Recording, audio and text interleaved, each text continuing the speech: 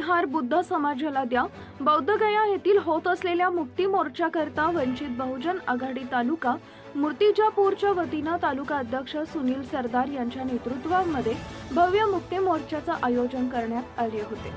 Doctor Babasaheb Ambedkar पूर्णाकृती पुतळा येथून मोर्चाची सुरुवात होऊन एसडीएम कार्यालय इथं एसडीओची उपविभागीय अधिकारी यांच्या मार्फत राष्ट्रपती व पंतप्रधान तसेच बिहारचे मुख्यमंत्री यांना निवेदन देण्यात आले।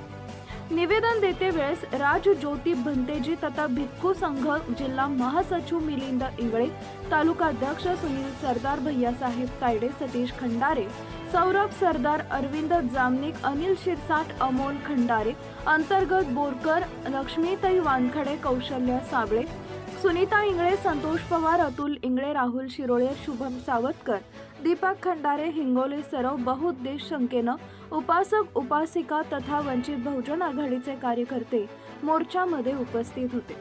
सत्यशोधक न्यूज चॅनलसाठी मूर्तिजापूर तालुका प्रतिनिधी Nagorao Tayde. Subscribe now and press the bell icon.